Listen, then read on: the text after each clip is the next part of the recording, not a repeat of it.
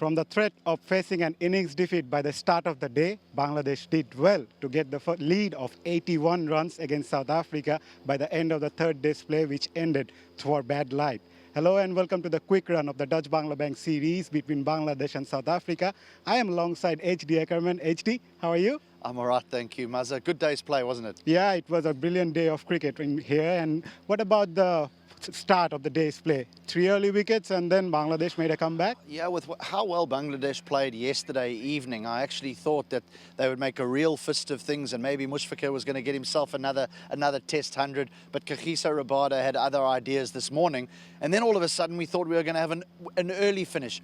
But what a lovely bit of fight here at the back end by the Bangladesh batters. And now they've given themselves a chance, but it's a real outside chance. Just having a look at the match summary here, by the start of the day's play, as you mentioned, Bangladesh lost 3 early wickets, but then the partnership of Zakir Ali and Madison Miraj helped Bangladesh to get that lead. And what about Rabada, the 2 early wickets that he picked of Mahmudullah Hassan Choi and Mushfiqur Rahim? That was crucial. Look, I don't think it was the best stroke that Joy had played in his career. And what inevitably happens is when someone plays a loose stroke like this, a good delivery follows, and that's what accounted for Mushfiqur.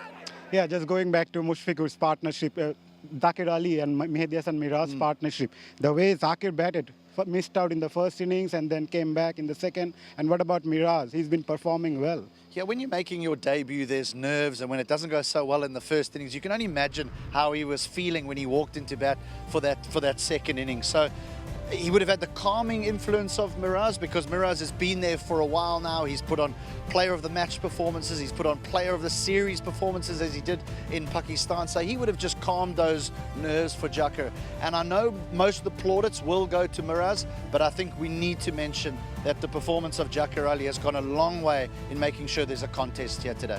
Right, 50 on debut for Zakir. As I said earlier, he missed out in the first innings but showed good character with Miraj and played his shots as well.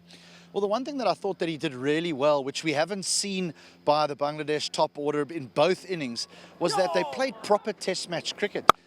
What we see in highlights is always boundaries, but they defended so well. They left the ball so well.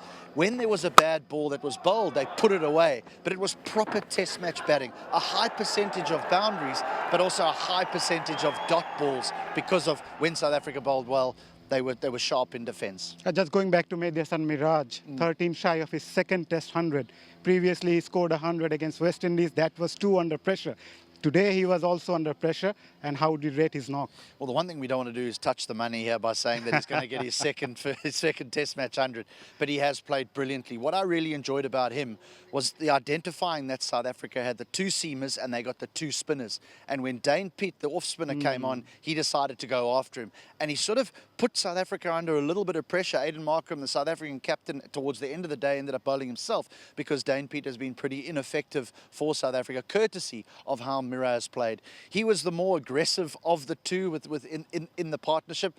He's become a serious player, hasn't he? I know that many will be talking about the end of Shakib Al Hasan's career. If it is the end, someone needs to stand up and become that all-rounder.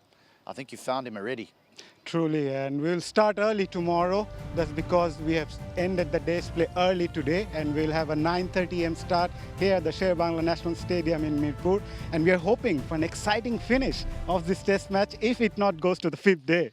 Yeah, they still need a few more runs, though, Bangladesh. A lead of 81 is not enough. The surface hasn't deteriorated as much as we thought it would. That might have to do with the weather, because that overcast conditions. We haven't had that heat today that maybe make the pitch break up a little bit. So another big partnership required. The tail needs to wag. They need 150 plus to make the nerves jangle in the South African dressing room. Thank you very much, HD. Thank you all our viewers. We'll have an exciting day of Test match cricket tomorrow, and we hope you join us. Until then, have a very good night.